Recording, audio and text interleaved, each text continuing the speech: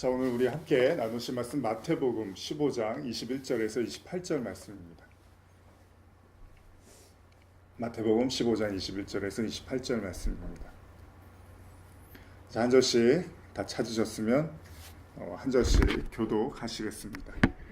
예수께서 거기서 나가사 두로와 시돈 지방으로 들어가시니 가나안 여자 하나가 그 지경에서 나와서 소리질러 이르되 주 다윗의 자손이여 나를 불쌍히 여기소서 내 딸이 흉악하게 귀신 들렸나이다 하되 예수는 한 말씀도 대답하지 아니하시니 제자들이 와서 청하여 말하되 그 여자가 우리 뒤에서 소리를 지르오니 그를 보내소서. 예수께서 대답하여 이르시되 나는 이스라엘 집에 잃어버린 양 외에는 다른 데로 보내심을 받지 아니하였노라 하시니 여자가 와서 예수께 절하여 이르되 주여 저를 도우소서. 대답하여 이르시되 자녀의 떡을 취하여 개들에게 던짐이 마땅하지 아니하니라. 여자가 이르되 주여 올소이마는 다마는 개들도 제 주인의 상에서 떨어지는 부스러기를 먹나이다 하니 이에 예수께서 대답하여 이르시되 여자여 내 믿음이 크도다 내 소원대로 되리라 하시니 그때부터 그의 딸이 나으니라. 아멘.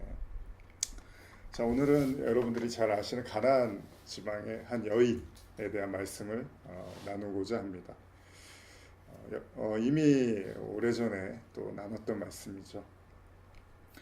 이 이야기 속에서 그 가나안 여자의 그 절박함을 통해서 예수님께 나오는 모습, 그리고 그 이유가 이제 있었는데 이 여자가 자신의 딸이 귀신에 들렸다는 것이었습니다. 그래서 예수님께 그 자신의 딸을 치료받기 위해서 나왔는데 예수님께서 반응이 너무나 이제 차가웠죠. 지금 여러분들이 읽으셨던 15장 24절이었는데요. 나는 이스라엘 집에 잃어버린 양 외에는 다른 데로 보내심을 받지 아니하노라. 사실 이 구절 하나가 이 여인을 굉장히 이제 경직되게 하고 좌절과 절망으로 몰 수 있는 말씀이죠. 요한복음의 4장에 보면은 수가성 사마리아 여인이 등장을 하는데 이때 그 사마리아 여인이 예수님께 그 이런 비슷한 표현을 하죠. 예수님이 이 사마리아 여인에게 말을 거니까 이 사마리아 여인이 뭐라 그러냐면 유대인들은 그 상종하지 않지 않습니까? 사마리아 사람들과. 그러니까 어떤 마음에 이제 상처가 있었던 거죠. 그러니까 유대인들에 대한 그 뭐 증오도 있을 수 있고 상처도 있을 수 있었는데 뭐라고 표현하냐면 4장 9절인데 제가 읽을게요. 사마리아 여자가 이르되 당신은 유대인으로서 어찌하여 사마리아 여자인 나에게 물을 달라 하시나이까 하니 이는 유대인이 사마리아인과 상종하지 아니함이로라. 그러니까 서로 이렇게 상종하지 않는 그런 관계에 있는데 왜 말을 거십니까? 라고 해서 이제 이 여인이 예수님께 좀 차갑게 대하는 모습을 볼 수 있는데 오늘 본문은 반대 이야기죠. 가나안 여인이 큰 마음을 가지고 믿음을 가지고 예수님께 접근을 했지만 예수님은 나는 뭐 반대 똑같은 얘기를 이제 반대로 하는 거죠. 나는 너희들 같은 사람들하고는 상종하지 않아라는 의미로 이스라엘 집에 잃어버린 양 외에는 다른 데로 보내심을 받지 아니했다. 우리가 보통 그 성경을 이제 알고 이야기할 때 칼빈의 예정서를 이야기를 하죠. 근데 칼빈은 이제 그 선택, 하나님의 선택을 이야기를 하죠. 아마 이 본문이 그런 관점에서 보면 상당히 근접하는 본문이라고 볼 수 있죠. 그러니까 구원을 칼빈의 어떤 예정론이나 이런 것들을 배우다 보면 구원을 하나님이 선택하시는 거면 인간의 노력과 의지와는 상관이 없이 어차피 구원받을 사람들은 구원을 받게 되고 구원을 받지 않을 사람들은 구원을 받지 않겠구나라는 생각을 우리가 하기 쉬운데 오늘 이 본문을 통해서 우리가 한번 그 의미를 좀 생각해 볼 필요가 있는 거예요.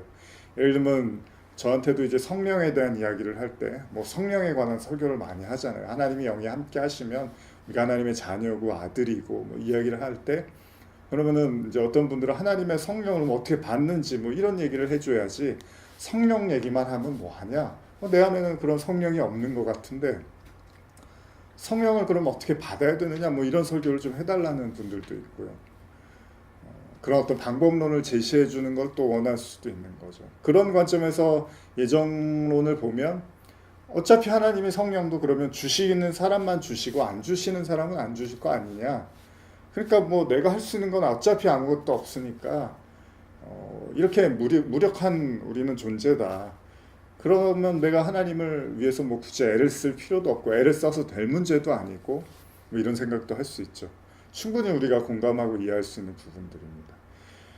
그걸 오히려 극대화시켜주는 이제 예수님의 말씀이 바로 이런 거죠. 나는 이스라엘 집에 잃어버린 양 외에는 다른 데로 보내심을 받지 않았다.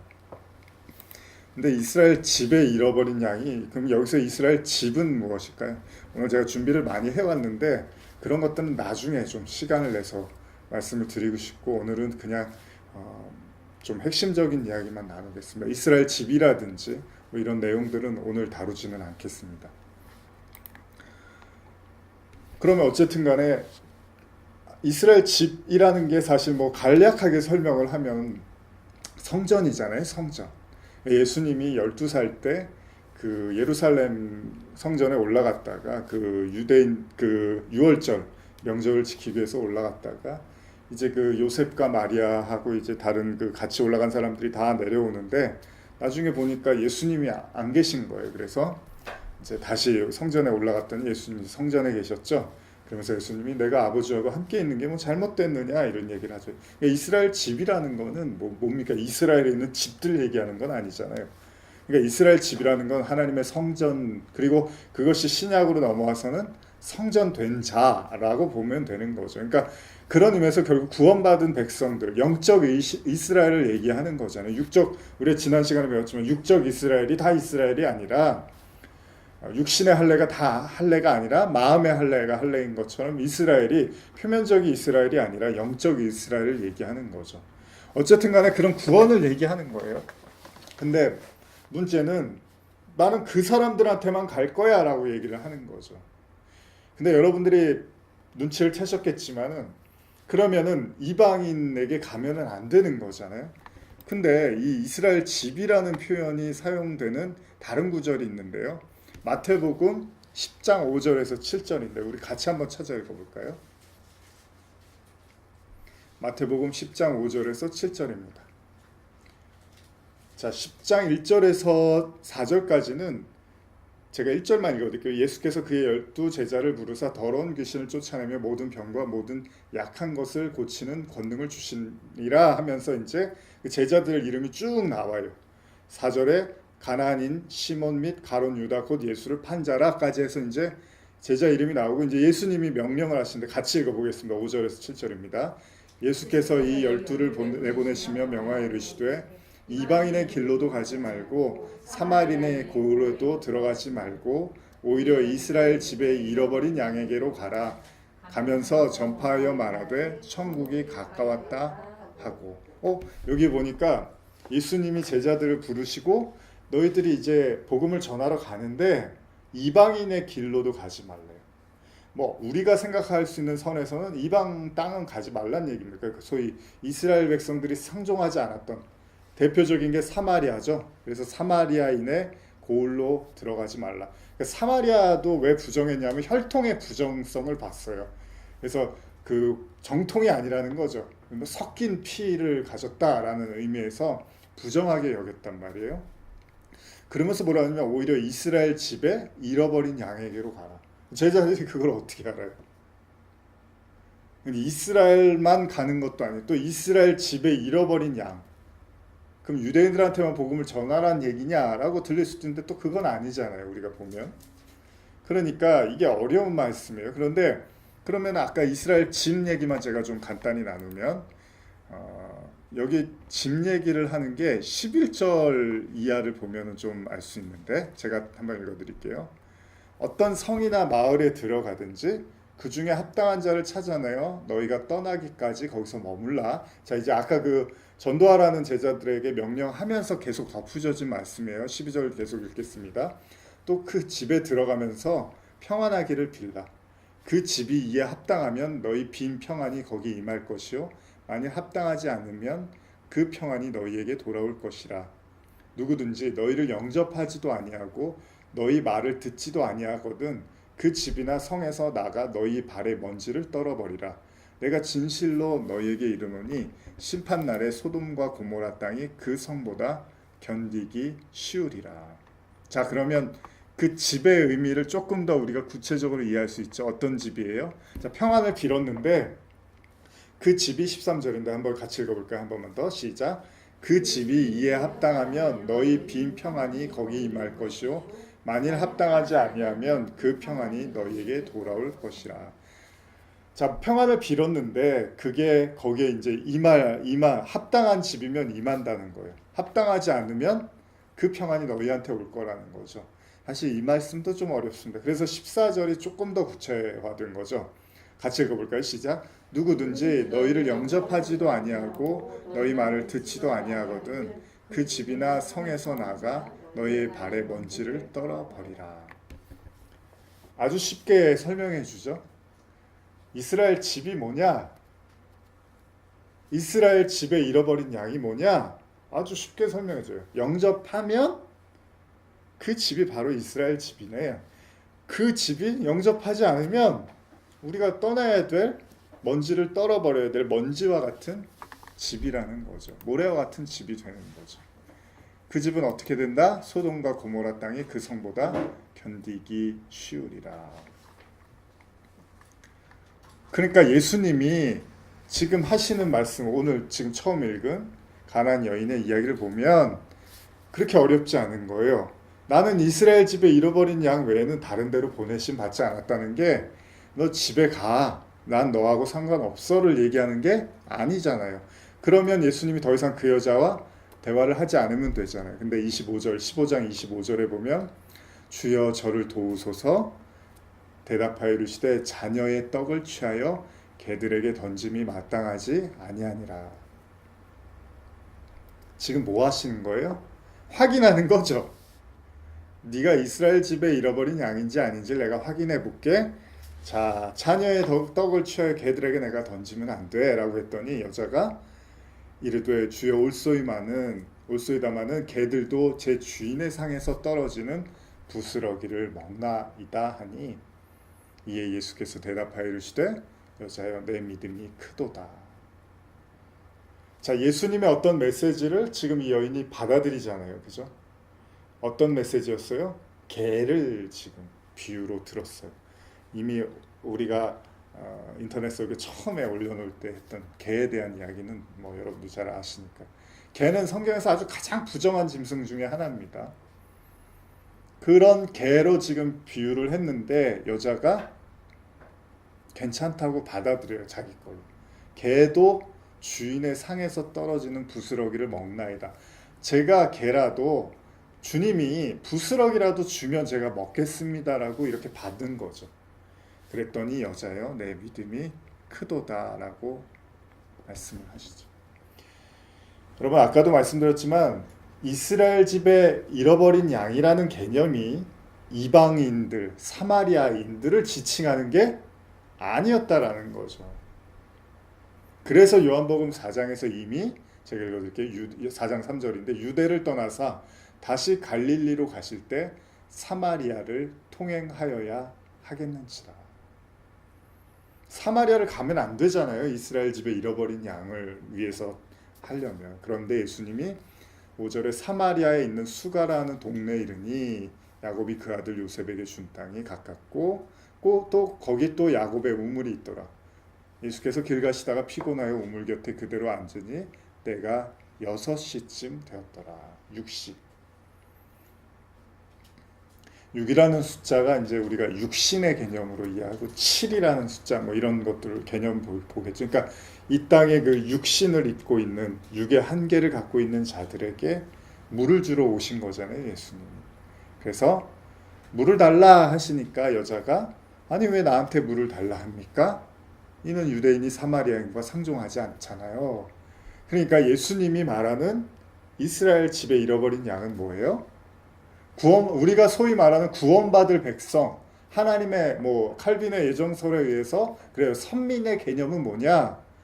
너무나 잘 극명하게 성경은 이야기해 줍니다. 그러니까 저나 여러분들이 선택받을 사람은 선택받고 아니면 상관없고 이렇게 생각할 문제가 아니라 예수님은 이스라엘의 잃어버린 집의 양들은 복음이라는 어떻게 보면 무겁기도 하고 어떻게 보면 감당하기 좀 어려운 인간이 상당히 불편할 수 있는 왜냐면 개라고 얘기하잖아요 지금.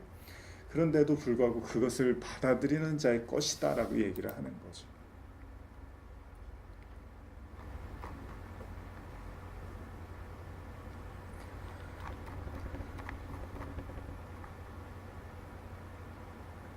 여기 마가복음 7장에 보면은 이제 같은 내용인데요.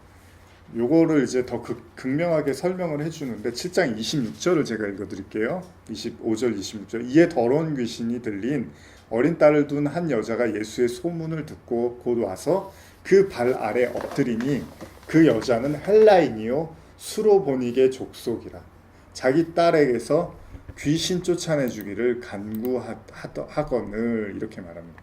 같은 얘기가 이제 밑에 쭉 나와요. 자녀로 먼저 배불리게 할지니 자녀의 떡을 취하여 개들에게 던짐이 마땅하지. 이 얘기가 이제 쭉 동일하게 나오는데 여기 수로보니게라는 표현이 있잖아요. 수로보니게라는 족속 자체가 그냥 이방을 지칭하는 거예요. 이방. 뭐 어떤 구체적 명칭이 있지만 뭐 그것까지 우리가 알 필요 없고 이방을 지칭하는 거예요. 그래서 그냥 이방 여자에게 적용된 이름 이렇게 보시면 돼요. 그러니까 대놓고 지금 이방 여인에게 접근을 하시는 거잖아요. 그러니까 이방인이나 뭐 헬라인이나 유대인이나 이런 게 사실 성경에서 중요한 게 아니에요. 이스라엘 집에 잃어버린 양은 핵심은 뭡니까? 자신을 예수님의 말씀, 그 복음이 전달되어졌을 때 자신을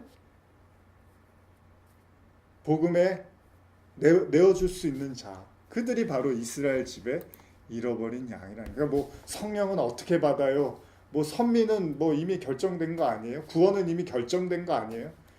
그런 거 회의 갖지 마세요. 별로. 복음은 그냥 여러분들이 듣고 예수님이 개라고 했는데 그렇죠? 개가 맞죠? 이렇게 오케이 하면 되는 거예요. 그게 복음을 받아들이는 거지. 여러분들이 이론과 공식과 신학과 이런 것들에 휘둘릴 필요가 없어요. 그럼 뭐 다 신학해야지 구원받게요? 뭐 우리 옛날에 제가 사역할 때 학교도 못 다니시고 막 어렵게 그냥 이렇게 혼자서 글씨도 잘 모르시는 분들은 구원 어떻게 받아요? 뭐 이런 얘기들을 하시는데 상관없는 거예요. 그런 거하고 뭐 그런 신학 몰라도 되고 뭐 성경도 그렇게 잘 몰라도 돼요. 내가 그 십자가 예수님 앞에서 사실 예수님이 개라고 하잖아요. 그럼 예수님이 너 나보다 미치라는 걸 확인해야겠어. 네가 나보다 미치지? 뭐 이런 무슨 회사에서 부장님이 무슨 밑에 그 직원들 뭐 이렇게 그런 거 아니잖아요. 그게 아니라 개라고 했을 때 그렇지 걔가 맞지라고 그 예수님의 말씀을 인정하게 되면 요새 애들이 뭐 인정 뭐 하는데 인정하게 되면 그게 복음을 받아들이는 거잖아요. 예수님도 뭐 엉뚱하게 자존심 상하게 또 던지는 얘기도 아니고요. 그래서 결국은 예수님의 말씀이 여러분들 안에 거하면 그게 여러분들이 이스라엘 집이 되는 거죠, 사실은. 그러나 그게 한순간에 이루어지는 게 아니라 수없이 많은 시간을 거쳐서 일어나는 거죠. 예를 들면 이 여인이 지금 개라고 했을 때 물론 자기 딸 때문에 그랬겠죠라고 할 수도 있겠지만 이제 성경이 우리에게 가르쳐주는 건 개라고까지 받아들일 수밖에 없는 자기의 처절함과 연약함과 인간의 한계를 봤으니까 예수님이 믿음이 크다고 얘기를 해주는 거죠. 그게 하루아침에 된 건 아니에요. 그래서 사마리아 여인한테도 자 네가 남편이 몇이냐 뭐 5이 있었습니다. 뭐 이런 얘기를 하는 것도 이 여인이 남편 5을 뭐 하루에 지난주에 일어난 일이 아니잖아요. 수없이 많은 시간을 거쳐서 그 고통과 그 아픔의 시간을 겪어서 그러나 예수라는 생수를 만나서 어떻게 돼요? 네가 이제 내 신부가 될 거야. 내가 죽고 부활해서 다시 여러분들에게 너희들에게 성령이 임할 때 그때 넌 진정한 예배를 드릴 거야. 이게 희망을 주잖아요. 근데 그 말씀이 이 여인이 이제 받는 거예요. 말씀을 자기 걸로. 그래서 보십시오. 요한복음 8장 35절 한번 같이 읽어볼까요? 요한복음 3장 35절에서 38절입니다.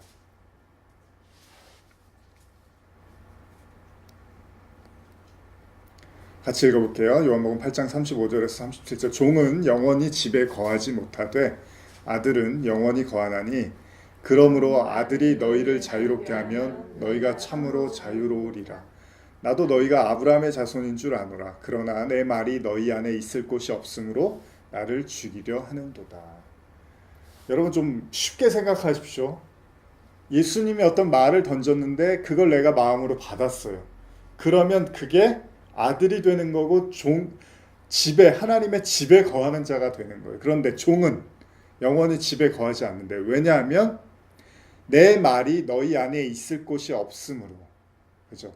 그러니까 하나님의 말씀이 여러분들 안에 거하지 않으면 여러분들과 저는 어떻게 해야 돼요? 살인하는 자가 돼요. 그래서 나를 죽이려 하는도다 이렇게 하는 거예요.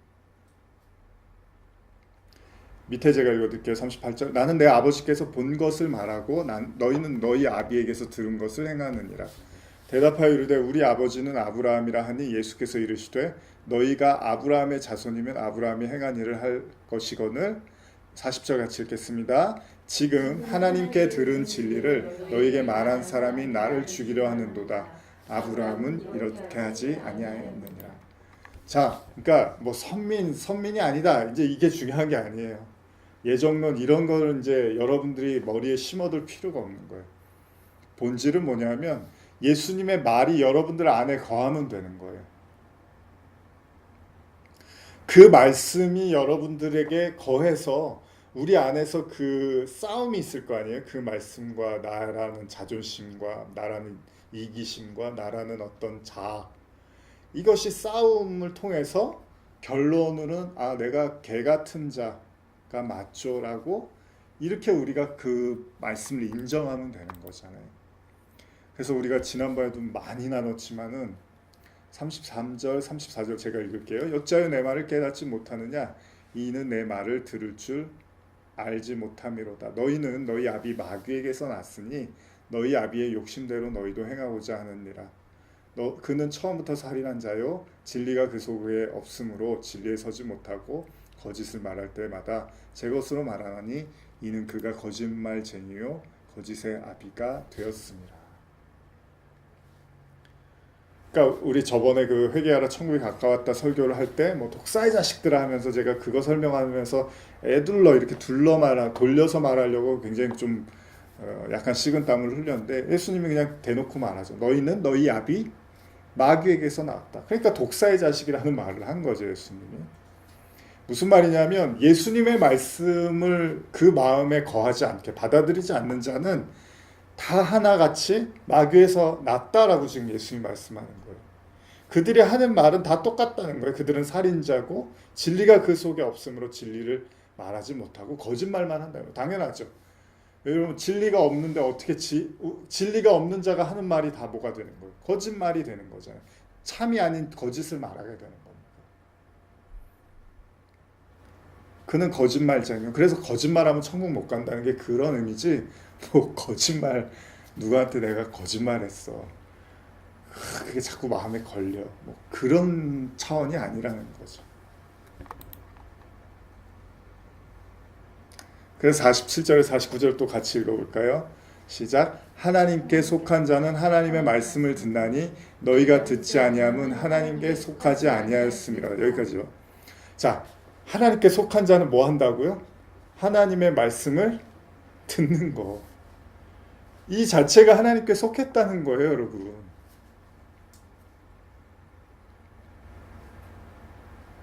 근데 하나님의 말씀을 안 듣는 사람은 하나님께 속하지 않았다는 거죠. 물론 시간적 차이는 있겠죠. 어떤 사람은 먼저 듣고 어떤 사람은 나중. 그래서 먼저 된 자가 뭐 나중되고 나중된 자가 먼저 된다는 말은 있지만 결과적으로 하나님께 속한 자는 하나님의 말씀에 청종한다는 거죠.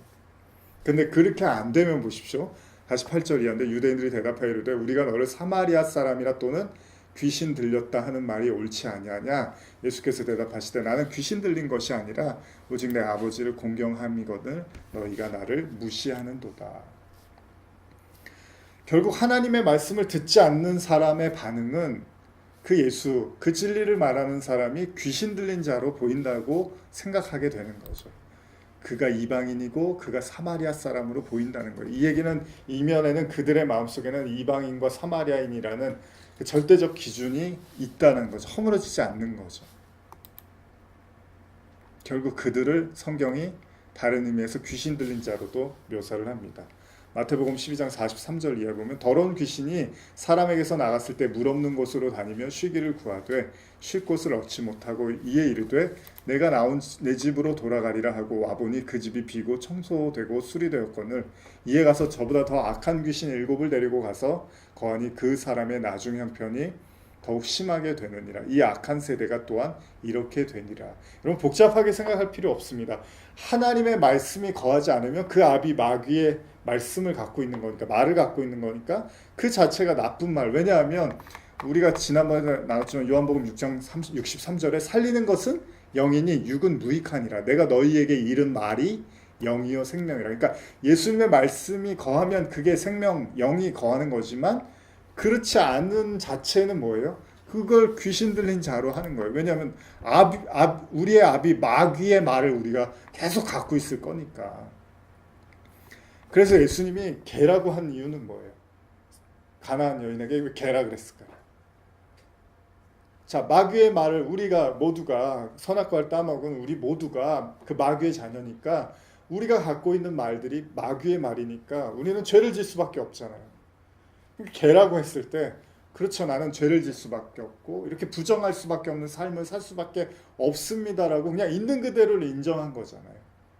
인정하니까 그걸 믿음이 크다고 하는 거예요. 여러분, 믿음이 크다는 건 기도를 세게 해갖고 연발을 세워서 안 되는 일을 되게 하는 게 믿음이 큰 게 아니라, 뭐 그것도 믿음이 될 수 있겠지만 예수님이 지금 오늘 말씀하시는 믿음이 큰 건 우리의 처지, 우리의 현실, 우리의 존재 자체에 대한 진실을 인정하는 자를 믿음이 크다고 하는 거예요.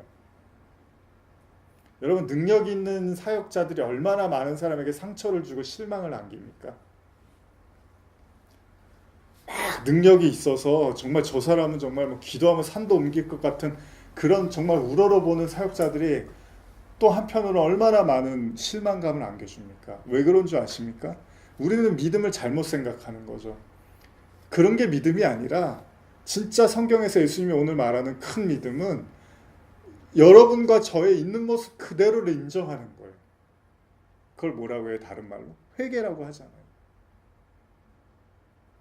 우리 아까 잠깐 뭐 드라마에서도 그런 장면을 봤지만 현실을 모르고 있었던 어머니가 자기 자식이 자기한테 돈을 막 갖다 주는데 그냥 갖다 썼어요. 달라는 대로 척척 주니까. 나중에 보니까 그 돈이 소매치기를 해서 준 돈이었어요. 그걸 알게 된 어머니가 한순간에 무너지면서 막 우는 거죠. 그래서 잘못했다고 하는 거죠. 물론 아들은 그 어머니가 너무 안 돼서 자기가 그렇게라도 해서 어머니를 섬기고 싶었던 건데 그 자체가 사실은 너무나 그 아픈 이야기죠. 어머니는 나중에 현실을 보게 됐고 그 현실 속에서 얼마나 자기가 이기적인 사람이었는지를 깨닫게 되는 거죠. 복음은 뭘 대단한 일을 하라는 게 아닙니다. 여러분들한테 무슨 뭐 땅끝에 가갖고 목숨 걸고 선교하라고 하는 게 복음이 아닙니다. 여러분들한테 예배 한 번도 빠지지 말라고 그런 거 개근상 주겠다고 천국 가서 그런 거 복음 아닙니다. 여기서 많이 옛날에 어떤 분 많이 뿌리면 하늘에 상급이 많다고, 여기서 여러분들이 이렇게 헌금하거나 뭐 이렇게 어떤 그런 물질적으로 한 거 하늘에서 다 기입했다가 천국에서 그대로 주겠다, 그런 게 복음의 본질이 아니라 복음은 딱 하나입니다. 하나님이 어떤 눈을 주고 싶어요. 다음번에 제가 설교하겠습니다. 어떤 눈을 주고 싶었는데 그 눈이 뭐냐면 검은 걸 검다고 말하고 흰 걸 흰 거라고 말하는 눈을 주고 싶어 하는데, 그러기 위해서는 우리가 하나님의 눈으로 있는 그대로를 볼 수 있는 눈을 가져야 되는데, 인간은 너무나 주관과 자기가 확고하기 때문에 현실을 잘 인지를 못해요. 남은 객관적으로 봐도 나는 객관적으로 보지 못하는 게 인간이에요. 근데 그 눈을 하나님이 우리에게 주고 싶어 하는 거예요. 모든 걸 진실을 볼 수 있는 눈. 여러분 진실을 이렇게 잘못 왜곡되게 보기 시작하면 뭐 정치적으로도 그렇고 사회적으로도 그렇고 어떤 우리가 왜곡된 시각이라든지 편견을 갖기 시작하면 커다란 분쟁과 싸움이 일어나기도 하고요. 뭐 노사 간에 회사에서도 그렇고 뭐 교회 안에서도 그렇고 가족 안에서도 마찬가지죠. 어떤 우리가 진실을 볼 수 있는 눈이 그래서 필요한 거죠. 그런 다툼과 분쟁을 사실은 우리의 왜곡된 시각들이 때때로 일으킬 수 있다는 거죠. 친구들 사이에서도 그렇고 학교에서도 마찬가지고. 그러니까 하나님은 진실을 보는 눈, 그걸 가진 자를 믿음이 크다고 하는 거예요. 그래서 여자여 내 믿음이 크도다. 여자는 인간의 실존을 이해하고 있었어요. 주인의 상에서 쉽게 말하면 하나님이 준 부스럭이라도 나는 그거라도 나는 충분히 그거라도 감지덕지합니다라고. 그 얘기는 하나님이 누군지도 알고 있고 인간이 어떤 존재인지도 알고 있다는 거예요. 만약에 저와 여러분들이 예수님이 그런 말씀하셨을 때 장난하십니까? 무슨 부스러기 얘기를 하십니까? 제가 지금 이렇게까지 간절하게 얘기를 하는데 부스러기라니요? 화를 낼 수 있잖아요. 그게 인간의 실존을 이해하지 못한 모습이 될 수 있다는 거죠.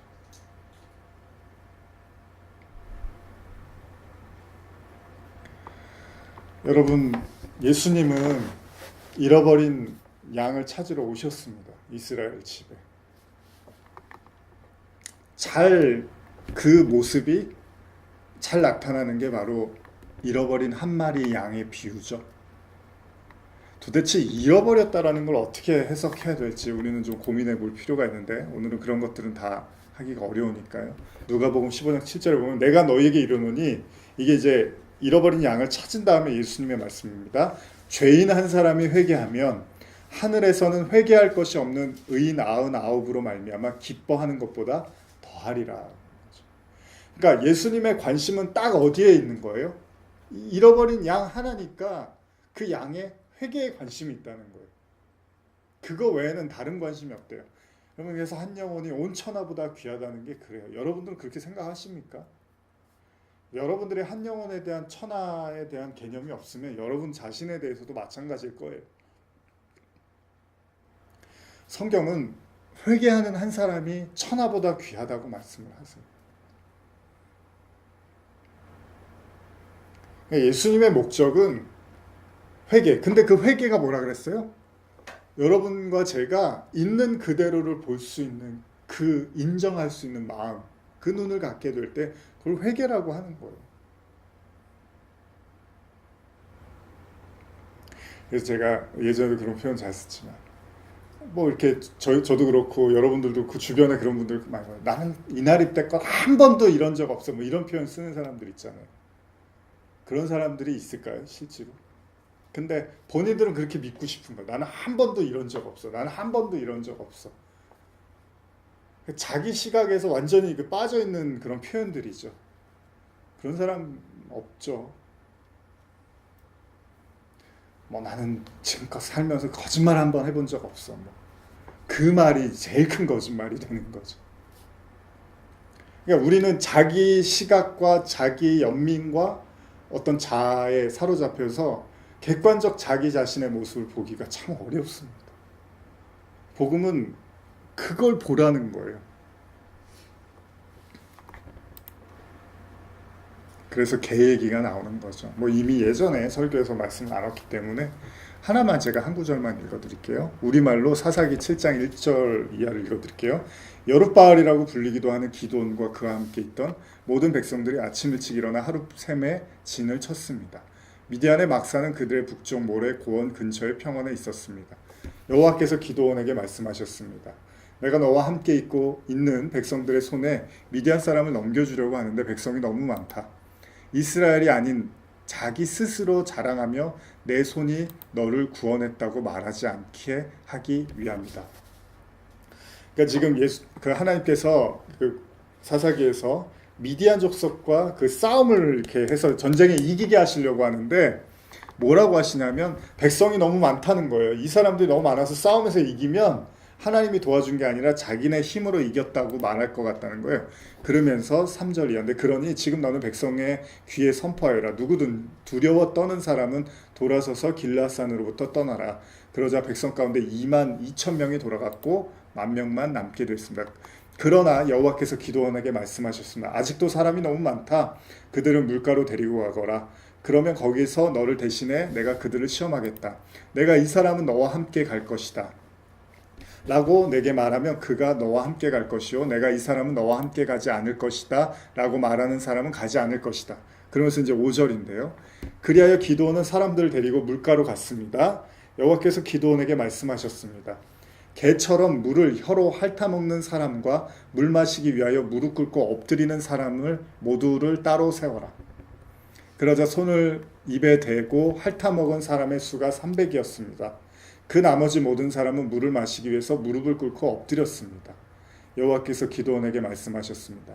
물을 핥아먹은 사람 300명으로 내가 너희를 구원하고 미디안 사람들을 내 손에 넘겨주겠다. 다른 모든 백성은 각자 자기가 사는 곳으로 돌려보내라. 참 희한한 구절이죠.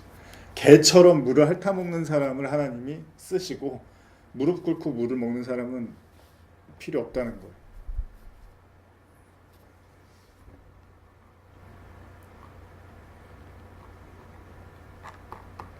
결국 여호와 그 하나님의 잃어버린 그 이스라엘의 잃어버린 양, 이스라엘 집의 잃어버린 양은 무엇을 지칭하는 겁니까?